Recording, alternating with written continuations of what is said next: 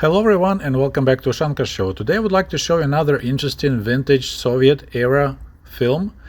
It was filmed back in 1987 in Jelgava, Latvia at the Riga Autobus factory. I hope that some of you will finally find the answer why the Soviet automotive industry couldn't compete with these Western counterparts and collapsed so fast after the borders were open and Western vehicles started coming in into former Soviet republics. And once again, I want to remind you, this is 1987. The film is still black and white, and you will see some interesting moments through this movie.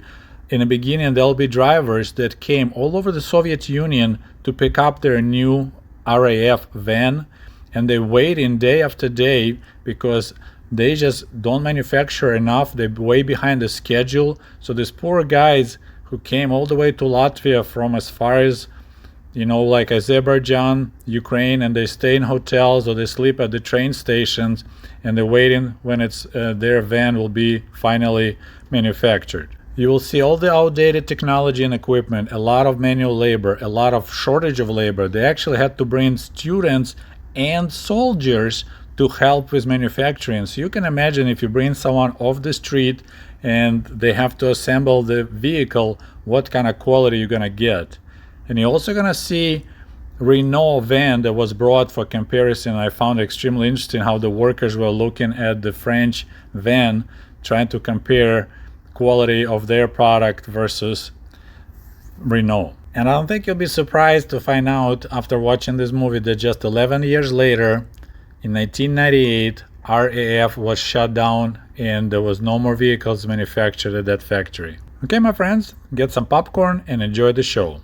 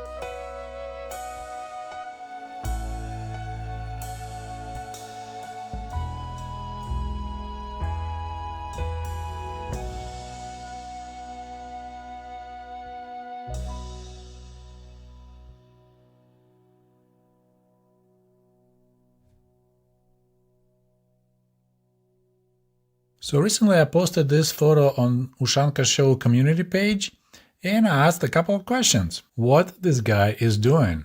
Why is he doing it? Tell me about the weather conditions in this photo. Can you name the vehicle? Can you explain what's unusual about the license plate? And what year was this photo taken? At the time of this recording, this quiz got 450 likes and 121 comments. So thank you so much for participation. And as you may guessed already, in today's video we're gonna try to answer all those questions. But let's begin with answering the question that I never asked. What is the location of this photo? To be honest, I didn't know myself where this picture was taken, definitely not in Kiev. So my guess was maybe it's Leningrad or Moscow, Moskva. If you're into Russian history, you probably know that both cities, Moscow and Leningrad or St. Petersburg, were capitals of Russia and Soviet Union at some point. So Moscow was the capital originally, then Peter the Great built St. Petersburg and moved capital to that city. Then after revolution of 1917, Soviet government moved capital back to Moscow. So both cities have similar triumphальные arки, so the arcs of triumph. And I had to compare pictures to determine which city was, and the answer is this is Moscow. So here's the modern day photo of the same triumphальная arka. It's located on Kutuzovsky Prospect, the prospect of Kutuzov. And you see it's exactly the same arc. The street is named after Mikhail Kutuzov, the Russian military commander who became a field marshal of the Russian Empire, and he was the finest Russian commander that participated in 1812 war against France. Kutuzov commanded Russian army and he successfully lured Napoleon all the way to Moscow. He let Napoleon take Moscow, then Moscow got burned down. Then Kutuzov bravely waited for the Russian winter to take care of French, and eventually Napoleon realized he's in deep trouble and he ordered retreat, and we know the rest of the story. And every Soviet student knows famous poem «Скажи-ка, дядя, ведь недаром Москва, спаленная пожаром, французу отдана». Tell me, uncle, there was a reason why burnt down Moscow was given to the French. I apologize for that small historical detour, and now let's talk about picture. So my first question was what this guy is doing, and if you look closely, it's obviously he's doing something with the wiper. And another fun fact, this cute minivan has a single wiper. There's no wiper on the passenger side. Quite a few of my viewers replied that the driver is removing wipers so they don't get stolen. So they got the second part is correct, so wipers don't get stolen. But the answer is actually he is installing wipers, not removing. So let's take a look at the picture again. So the guy pulled over in the middle of fairly busy street. I would say it looks like a Soviet rush hour.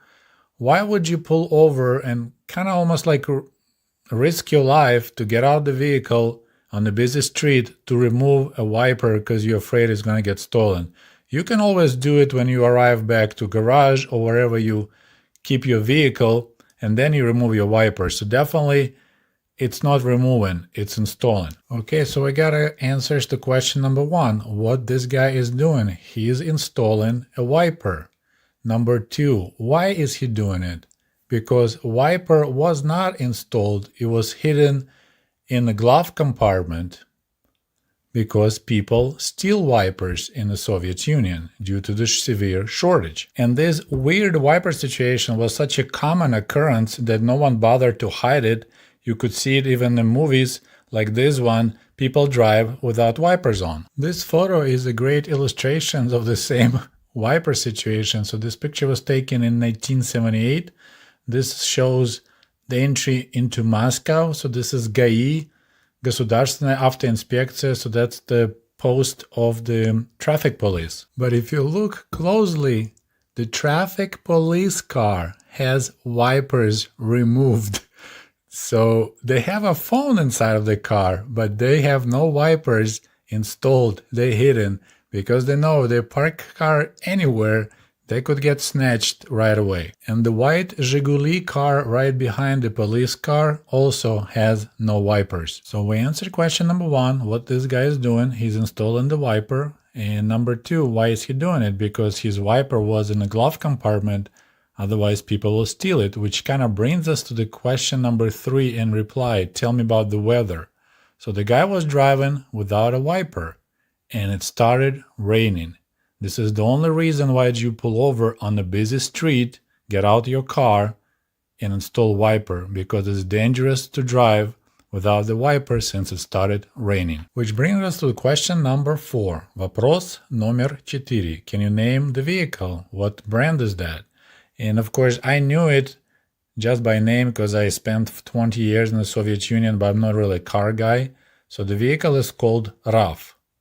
Рижская автомобильная фабрика, Riga Automotive Factory. If you Google RAF and you skip Royal Air Force, eventually you'll find this cutie patootie called RAF 977, which is a Soviet cabover van made by Riga Autobus Factory. So not automotive, Autobus Factory. So they didn't make cars, only autobuses. And if you look closely at these Rafik, that's how we used to call them, so RAF, RAF, but everyone just called them Rafik, you'll see that it was inspired by something else, made in Germany. Hoop! Here it is! Das ist fantastische Minibus. So as you see, Rafik was definitely inspired by the design of Volkswagen minibus. But the vehicle on our picture, of course it's in black and white, definitely doesn't look like RAF 977. That's because our van was called RAF 977D, which is updated version that was put in production in 1961, and it had one-piece windshield instead of the split and a different steering wheel, among other changes. Okay, so now we have the answer to question number 4. This model is called RAF 977D, 4-door, 10-passenger van powered by 4-cylinder, 2400 cubic centimeters engine with 75 horsepower engine, which was borrowed from GAZ-21 Volga. And now we can move to the question number 5. Can you explain what's unusual about the license plate? For the comparison, let's take a look again at this wiperless police car. So as you see, it's a similar looking license plate, 4 digits and 3 letters. So that's a standard license plates in the Soviet Union in the 60s and 70s. By the early 80s, they were changed to like European style, larger size, white background, black letters. But 70s and 60s, that was the standard look. And by the letters, you can determine which area a car is from.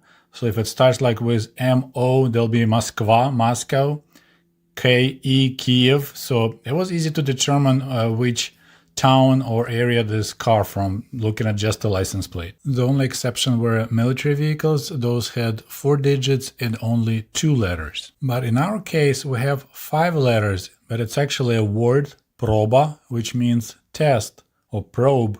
So this is the vehicle which is brand new. It's on the road for testing. Those vehicles will have a license plate with the letters proba. Which brings us to the last question. What year was this photo taken? And I need to apologize. I thought the answer is pretty straightforward since we have a test model of RAF 977D, which manufacturing started in 1961. That means the photo was probably taken at least in 1960 or 1961. And just to make sure that I'm correct on the date, I decided to cross-reference to the dump truck at the background, and that vehicle is called ZIL 130D. And the most sources claim that ZIL 130D dump truck was introduced in 1962. Some claim it's 1961. So it appears that the correct answer to question number 2 would be 1961 or 1962, although it makes me wonder why would you run that minivan with the probe license plate in 1962 when the car was already in production. By the way, I wanted to show you ZIL 130 in color. Remember like the movie Blast from the Past? I was watching TV in color. It's very important because ZIL 130 was the very first Soviet-made truck that didn't come in military khaki color. I mean, ZIL still came in khaki color, but for the first time ever, it had an option of this two-tone blue and white. And although our main photo is black and white, you do see that the grille is white and the rest of the truck is different color, so that's that blue and white combination. It's probably hard to see, but there is another truck in the distance on the same photo, and that's a GAZ 51 truck. And you betcha it's in khaki. And can you guess why all the Soviet trucks were used to be made in that color?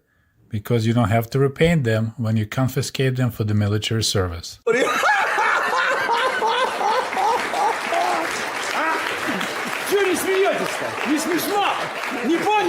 Shoot, I almost forgot. Before I finish, I would like to say good job, молодец, to Natasha Stanoyevich, who posted really close answer that in this photo driver got out of the vehicle to put windshield wipers back on because it started to rain, and in USSR everyone kept wiper blades in the glove compartment due to them often being stolen. Vehicle in question is RAF 997 minibus built in Riga, Latvia, common marsrutka model, hotel minibus and airport taxi in the late 50s to early 70s. I would say this photo is from the 60s. License plate says Proba on it in Russian Cyrillic, which means test or trial. Temporary plate similar to ones we had in ex-Yugoslavia. Truck in the background is ZIL 130. Good job. Okay, my friends, it's all I have for you today. I hope you enjoyed this Soviet car quiz, and we'll talk to you soon. До свидания. Goodbye.